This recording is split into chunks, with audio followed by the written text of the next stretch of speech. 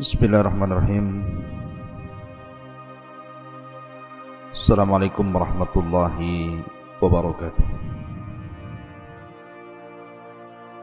Alhamdulillah wassalatu wassalamu ala Rasulillah wa ala alihi wa sahbihi wa mawalah wa la hawla wa la quwata illa billahi wa ba'du. Qala Allahu azza wa jalla: Ya ayyuhalladzina amanu taqullaha haqqa tuqatih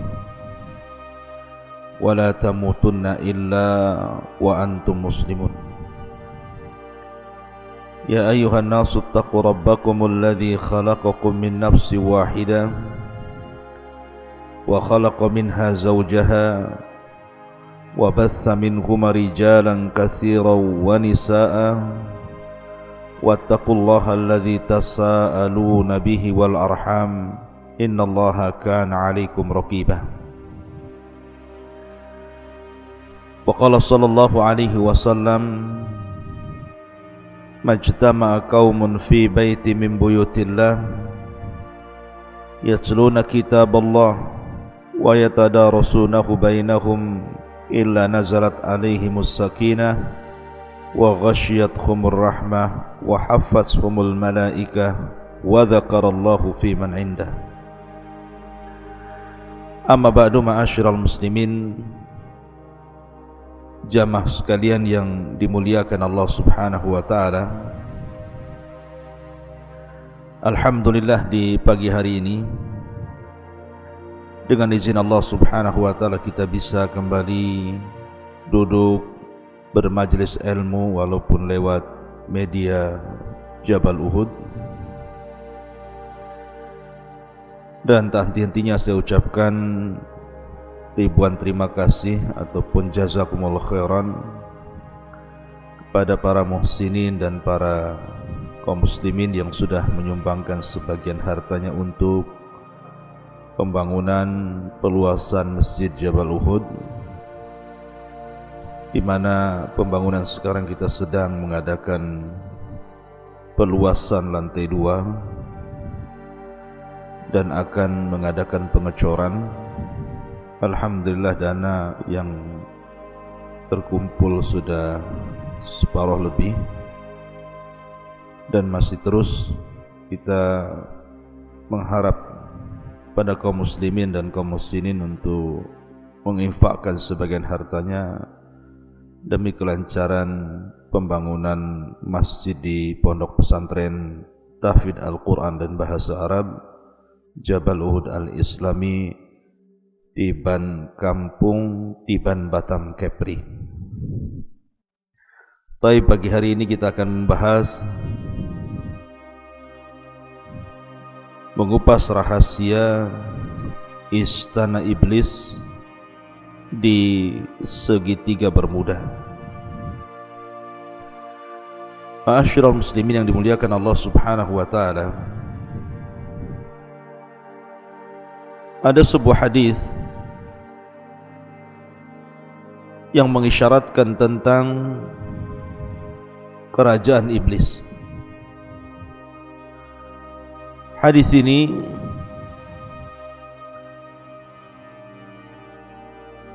dikeluarkan oleh para ulama hadis, di antaranya Imam Muslim meriwayatkan dari hadis Abdullah ibn Umar radhiyallahu anhuma tentang cerita yang sangat masyhur di zaman Nabi sallallahu alaihi wasallam, yakni cerita tentang Ibnu Sayyad. Jadi Ibnu Umar radhiyallahu anhuma suatu ketika bercerita tentang ayahnya Umar bin Khattab radhiyallahu an, yang berangkat bersama Nabi sallallahu alaihi wasallam hendak mengecek keberadaan Ibnu Sayyad,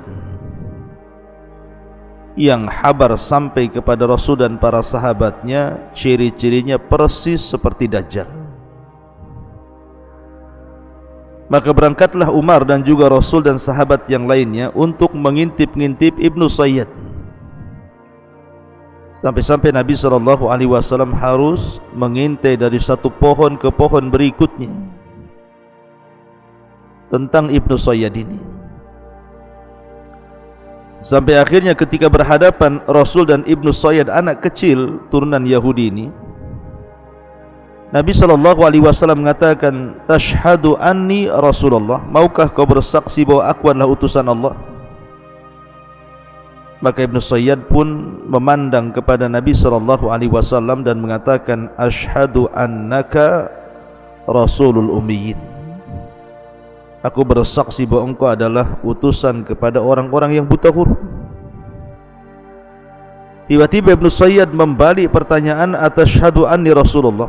Apakah engkau juga mau bersaksi saya ini utusan Allah? Maka Nabi SAW terkejut dan mengatakan, "Amantu billahi wa bi rasulih." Aku hanya beriman kepada Allah dan Rasulnya. Kemudian Nabi SAW bertanya, "Ma tara? Ya Ibn Sayyad, ma tara?" Wahai Ibnu Sayyad, apa yang kau lihat? Karena Nabi SAW melihat bahwa Ibnu Sayyad ini berkomat kamit. Tiba-tiba kemudian Ibnu Sayyad mengatakan, "Ara arsyan 'alal ma." Aku melihat ada singgasana di atas air. Maka Nabi SAW menjawab, "Dzaka arsyu iblis 'alal bahri." Itulah singgasana iblis yang ada di atas lautan. Kemudian Rasul sallallahu alaihi wasallam mengatakan lagi, "Wa ma tara?" Dan apa yang kau lihat lagi wahai Ibnu Sayyad? Maka Ibnu Sayyad mengatakan, "Ara sadiqina wa kadzaban."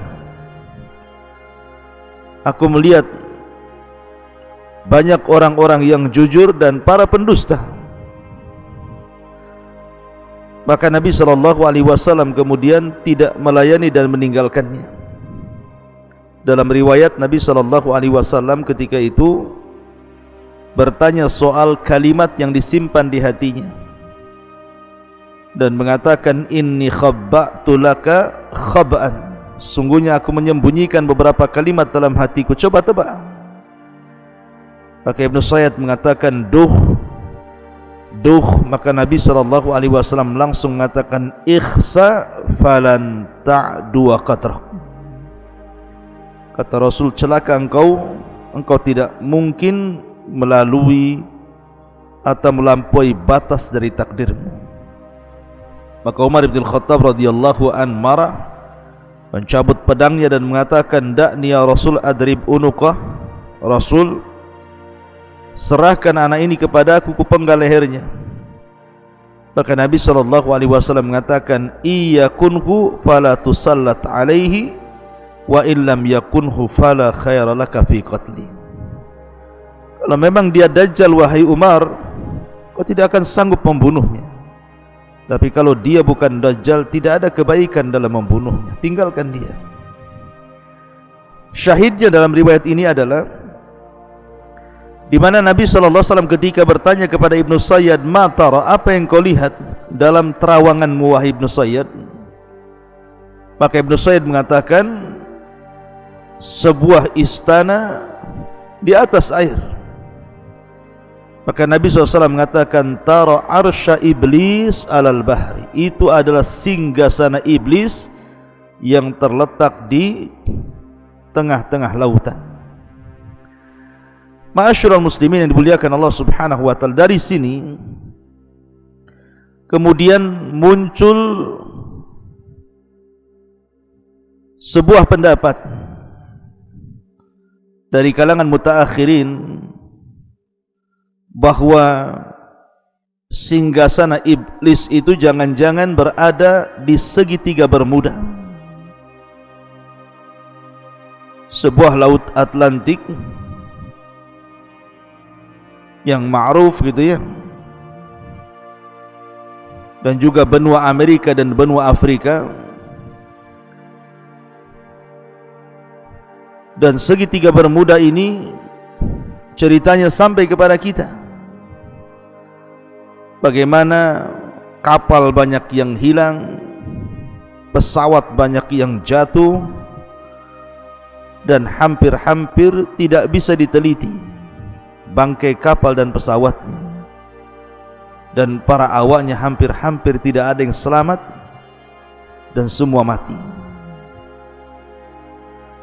Ma'asyiral muslimin yang dimuliakan Allah Subhanahu wa taala, sampai-sampai orang menyebut segitiga Bermuda ini laut setan atau laut iblis.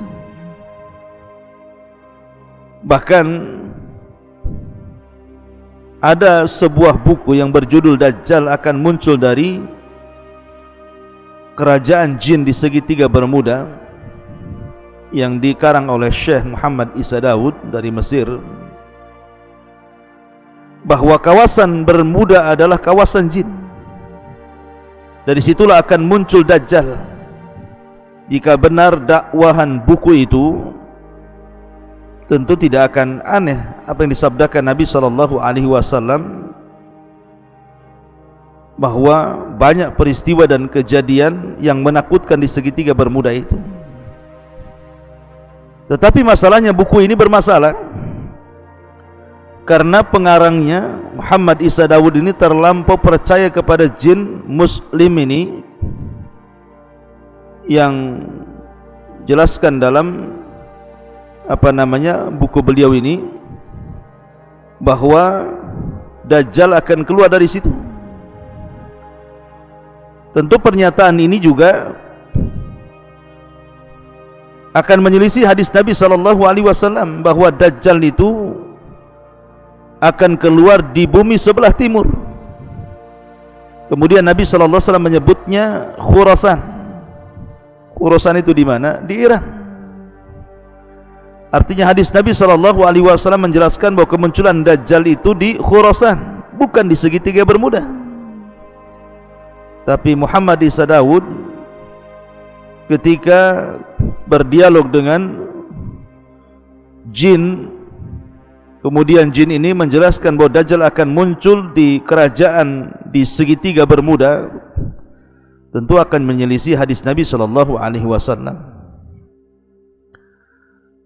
Intinya bahwa berkembang opini-opini di masyarakat bahwa jangan-jangan istana iblis itu ada di segitiga Bermuda tadi, karena banyaknya peristiwa-peristiwa aneh dan banyaknya kapal-kapal dan pesawat yang kalau lewat di segitiga Bermuda hampir-hampir tidak selamat dan tersedot masuk ke dalamnya. Ma'asyiral muslimin yang dimuliakan Allah Subhanahu wa taala. Tapi bagaimana menurut pandangan Islam tentang istana iblis ini? Betulkah berada di segitiga Bermuda sebagaimana prasangka sebagian orang? Ma'asyiral muslimin yang dimuliakan Allah Subhanahu wa taala, sebelum saya kupas tentang masalah ini, saya ingin memulai kajian kita ini mengurut dulu dari mengenal siapa iblis, kemudian di mana istananya, kemudian apa yang dilakukannya, apakah dia kemudian mengerahkan anak buahnya dari istana itu untuk berperang melawan Bani Adam, kemudian bagaimana akhir dari kehidupan iblis itu sendiri. Ma'asyiral muslimin yang dimuliakan Allah Subhanahu wa taala, pertama bicara tentang iblis. Iblis ini sebagian para ulama mengatakan ismu Arab, sebuah nama dari nama-nama Arab, ala wazni if'il, mengikuti wazan if'il, di mana mushtaqnya dari kalimat al-iblas. Jadi iblis itu dari al-iblas, maknanya al-ib'ad minal khairi awil ilyas min rahmatillahi azza wa jal. Al-yas min rahmatillahi azza wa jal. Jadi makna iblis itu artinya makhluk yang menjauh dari kebaikan atau yang putus asa daripada rahmat Allah, maka disebut al-iblas. Dan makhluk yang disebut iblis, walaupun sekali lagi bahwa ada sebagian ulama mengatakan bahwa iblis itu nama ajam. Kemudian kalau kita melihat Al-Quran, maka lafaz iblis dan syaitan itu diletakkan di beberapa ayat dalam Al-Quran. Bahkan lafaz iblis sendiri dalam Al-Quran itu diulang sampai 11 kali, dan semuanya mufrad, tidak ada yang jamak. Beda dengan syaitan, ada yang mufrad tunggal, ada yang jamak gitu ya.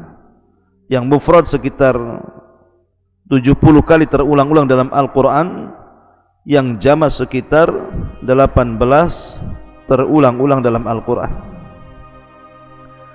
Ma'asyiral muslimin yang dimuliakan Allah Subhanahu wa ta'ala, lalu kenapa disebut iblis? Jadi ketika iblis ini dia mengumumkan bahwa dia sudah putus asa dari rahmat Allah Subhanahu wa ta'ala karena perbuatan dia sendiri. Ketika Allah Subhanahu wa ta'ala memerintahkan dia sujud kepada Adam, kemudian dia enggan, bahkan sombong. Akhirnya kemudian Allah Subhanahu wa ta'ala usir dia dari langit, dari surga menuju bumi, dan dia pun meminta kepada Allah Subhanahu wa ta'ala tangguhan sampai hari dibangkitkan. Maka Allah Subhanahu wa ta'ala kemudian mengabulkan permintaan iblis, dan ketika Allah Subhanahu wa ta'ala mengabulkan permintaan iblis bahwa dia tidak akan mati sampai hari dibangkitkan, dari sinilah iblis mulai jahat dan melampaui batas, sehingga dia mengatakan fabi izzatika la ughwiyannahum ajma'in illa ibadaka minhumul mukhlasin. Karena kemuliaanmu ya Rabb, aku akan sesatkan mereka semuanya kecuali hamba-hambamu yang ikhlas. Dan Allah Subhanahu wa ta'ala mengatakan wa inna 'alaika la'nah ila yaumiddin qala rabbi fa'anzirni ila yaumi yub'atsun qala fa innaka minal munzirin ila yaumil waqtil ma'lum.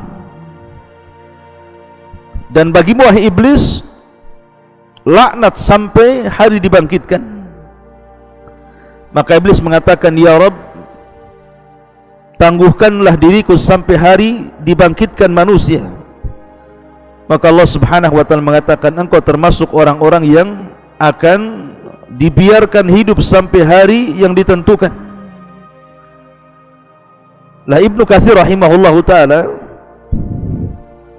menyebutkan bahwa ketika iblis ini dia putus asa daripada rahmat Allah Subhanahu wa ta'ala sehingga dia diusir dari surga, maka dari situlah dia semakin jahat. Maka ketika itulah dia disebut iblis, karena dia diambil dari kata ablas, makhluk yang berputus asa dari rahmat Allah Subhanahu wa ta'ala. Nah, apakah iblis ini bagian daripada para malaikat ataukah dia bagian daripada bangsa jin? Karena masalahnya ketika Allah Subhanahu wa ta'ala berfirman di dalam Al-Quranul Karim tentang perintah Allah Subhanahu wa ta'ala kepada Adam kepada para malaikat, wa idh qulna lil malaikati isjudu li Adam fasajadu illa iblis. Ketika kami katakan kepada para malaikat sujudlah kalian kepada Adam, maka mereka sujud kecuali iblis. Ulama mengatakan bahwa mustathna, illa, kecuali atau pengecualian dalam bahasa Arab itu harus bersambung antara lafaz setelah dengan lafaz sebelumnya. Maknanya ketika Allah Subhanahu wa ta'ala perintahkan para malaikat untuk sujud kecuali iblis, iblis itu bukan bangsa lain, tetapi maksud masuk daripada bangsa malaikat. Itu dalam tatanan bahasa Arab seperti itu. ada mustatsna minhu.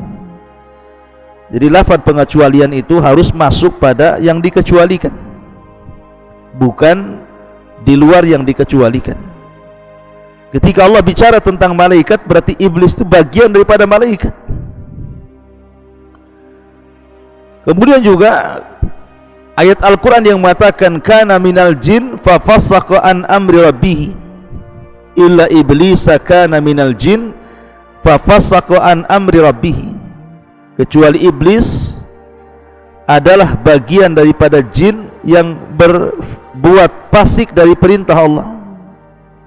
Kalimat jin, bagi yang mengatakan jin dari kalangan malaikat, maka jin di sini artinya jannah. Sesuatu diambil dari kata-kata jan, itu artinya jannah. Karena dulu iblis ini khazanatul jannah,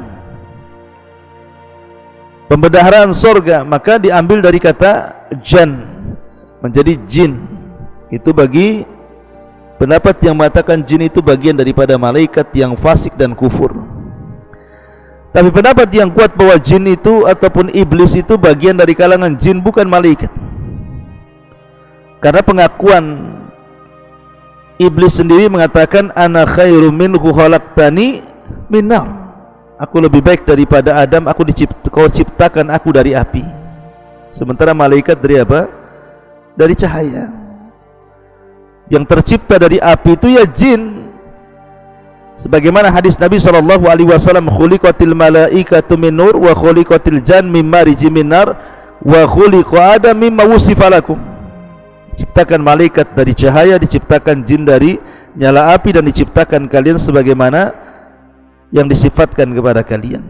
Lah, Allah Subhanahu wa taala mengatakan kinayah daripada perkataan iblis, ana khairum minhu khalaqtani min nar. Aku lebih baik daripada Adam, kau ciptakan aku dari api. Dari sini menunjukkan bahwa iblis itu bagian daripada jin. Dan Allah mengatakan illa iblisa kana minal jin. Kecuali iblis, dia termasuk dari kalangan jin. Dan itu pendapat dari banyak kalangan ulama seperti Syekhul Islam Ibn Taimiyah rahimahullahu ta'ala dan yang lainnya. Dan ingat, ada yang mengatakan bahwa iblis itu adalah abul jin, bapaknya jin, sebagaimana Adam abul bashar, bapaknya manusia. Dan ini sebagaimana disebutkan dalam tafsir At-Tabari dari Ibnu Abbas, Mujahid, Qatadah, Hasan Al-Basri dan yang lainnya mengatakan bahwa iblis itu adalah abul jin, bapaknya jin. Ma'asyiral muslimin yang dimuliakan Allah Subhanahu wa taala, adapun tugas iblis, karena dia sudah bersumpah akan menyesatkan Bani Adam, Al-Imam Ibnul Qayyim rahimahullah ta'ala sampai mengatakan bagaimana iblis itu mengatur strategi untuk menggoda manusia itu sampai membuat 6 marhalah, 6 cara, mulai daripada yang paling tinggi sampai kepada yang paling rendah. Yang pertama, membuat manusia kufur atau manusia menyekutukan Allah Subhanahu wa ta'ala. Kalau tidak bisa, maka yang kedua, manusia dibuat menyelisih sunnah Nabi SAW supaya terjerembab kepada perbuatan yang diada-adakan dalam agama. Bahasa hadis disebut bid'ah. Kemudian yang ketiga, kalau tidak bisa digoda seperti itu, maka dia akan membuat strategi selain bagaimana manusia itu terjerumus kepada dosa besar. Kalau tidak bisa juga, maka masuk pada marhalah yang keempat, maka manusia akan dijerembabkan ke dalam dosa kecil. Kalau tidak bisa juga, maka masuk pada marhalah yang kelima, disibukkan dengan perkara-perkara mubah, sehingga dilupakan dari ibadah karena sibuk melakukan perkara-perkara mubah. Kemudian yang terakhir, kalau tidak bisa juga disibukkan dengan perkara-perkara mubah, maka akan disibukkan melaksanakan yang tidak afdol dan meninggalkan yang afdol. Begitulah khutuwati syaitan, langkah-langkah setan. Makanya kenapa Allah Subhanahu wa taala selalu memberikan nasihat kepada kita agar jangan mengikuti langkah-langkah syaitan. Allah berfirman, alam ahad ilaikum ya bani adam alla ta'budu syaitan innahu lakum aduwwum mubin. Bukankah sudah kukatakan kepada kalian wahai anak Adam, jangan menyembah syaitan karena syaitan itu musuh kalian yang nyata. Bahkan Allah Subhanahu wa taala melarang kita untuk menjadikan syaitan-syaitan itu, iblis-iblis itu teman kita. Wa man yattakhidhi syaitan waliyan min dunillah faqad khasira khusranan mubina ya'iduhum wa yumannihim wa ma ya'iduhum syaitanu illa ghurura. Barang siapa yang mengambil syaitan sebagai temannya dari selain Allah, maka dia telah melakukan kerugian dengan kerugian yang nyata. Syaitan itu hanya menjanjikan dan angan-angan kosong, dan tidaklah janji-janji mereka kecuali dusta belaka. Ma'asyiral muslimin yang dimuliakan Allah Subhanahu wa taala, salah satu strategi syaitan itu adalah di pagi hari, maka syaitan selalu menancapkan singgasananya. Di pagi hari, pagi-pagi buta itu setan akan menancapkan singgasananya di tengah lautan. Lah, dan itu diisyaratkan dalam sebuah hadis Nabi SAW. Terdapat dalam Sahih Muslim dari Nabi SAW, dia bersabda, inna iblisa yada'u arsyahu alal ma. Sesungguhnya iblis setiap pagi itu meletakkan singgasananya di atas lautan, supaya dia ingin seolah-olah menandingi arsy Allah Subhanahu wa taala. Kita tahu arsy Allah Subhanahu wa taala, singgasana Allah Subhanahu wa taala itu berada di atas air kan. Tapi tentu Allah Subhanahu wa taala tidak bersemayam di atas arsy, tidak, dia di atas ketinggian. Ya, karena kalau diartikan bersemayam itu artinya seolah-olah Allah Subhanahu wa taala duduk di atas arsy, tidak. Allah itu jauh daripada makhluknya, dia di atas arsy lagi.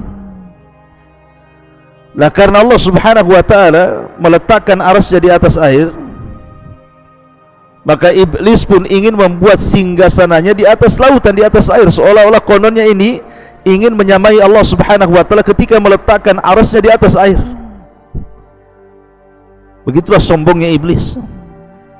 Tsumma yab'atsu saraya, kemudian mulailah dia mengutus prajurit-prajuritnya, tentara-tentaranya untuk menggoda anak Adam. Fa'adnahum minhu manzilatan a'dhamu fitnatan, maka yang paling dekat kedudukannya dengan iblis adalah yang paling besar fitnahnya. Yaji'u ahaduhum, setelah kemudian iblis di pagi hari mengatur strategisnya, kemudian memerintahkan para tentaranya untuk menggoda anak Adam dimanapun berada.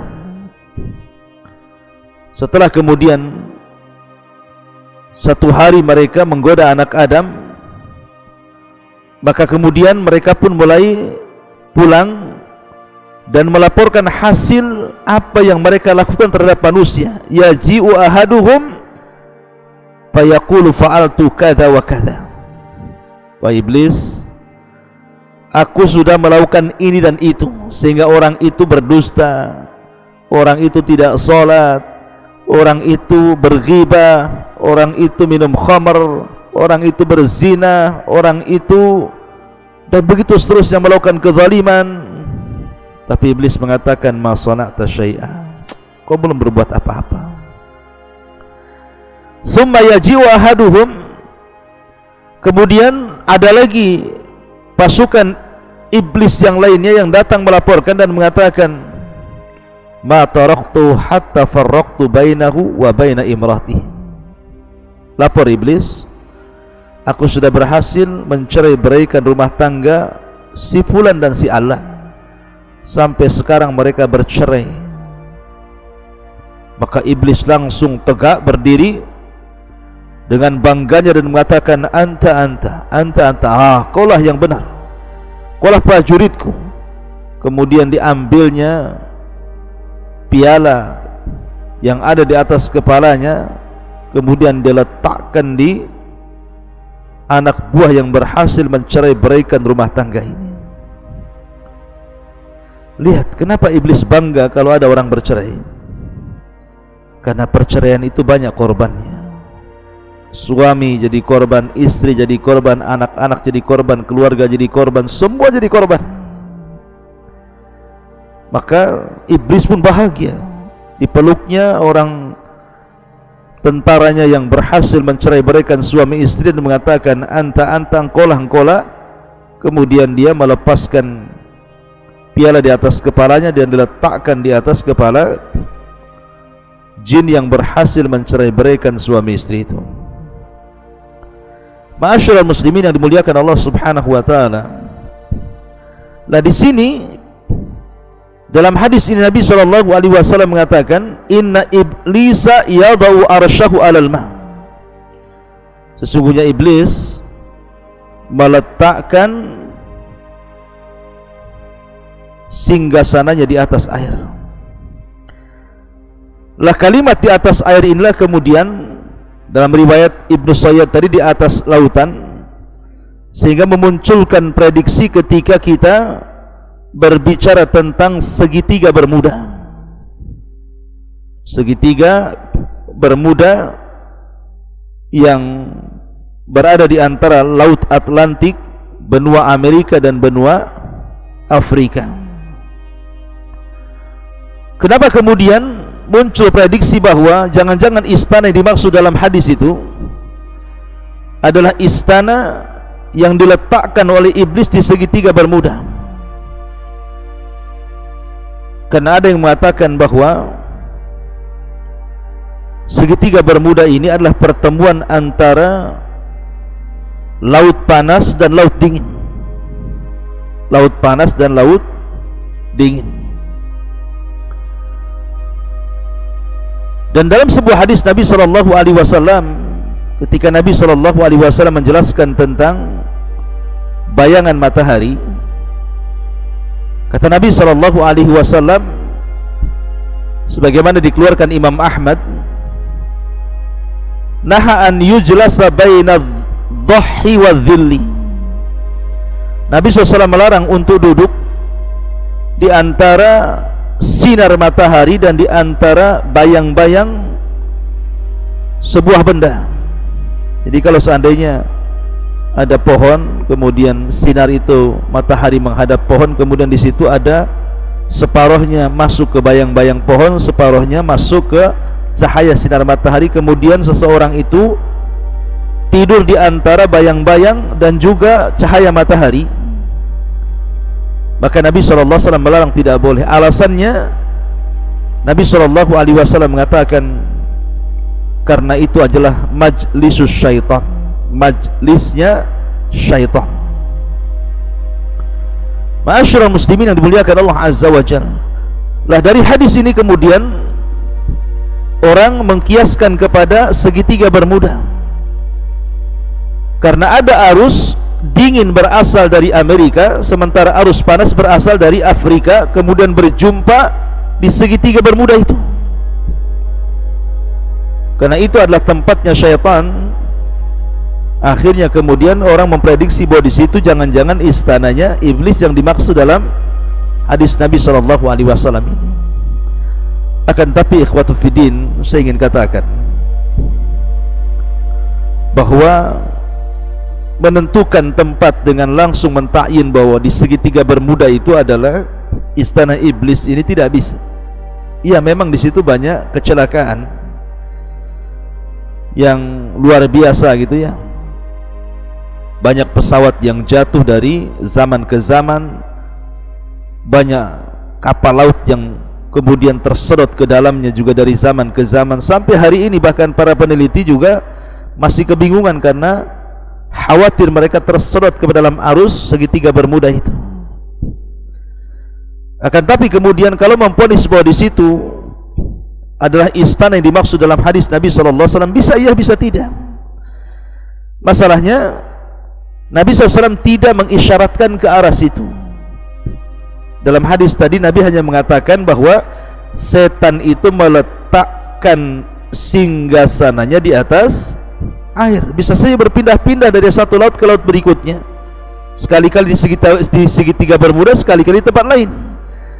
Tapi untuk memvonis bahwa hadis ini kemudian adalah diisyaratkan kepada segitiga Bermuda, wallahu alam, maka tidak ada isyarat dalam hadis ini, karena Nabi SAW hanya mengatakan tentang istana iblis itu berada di atas lautan atau berada di atas air.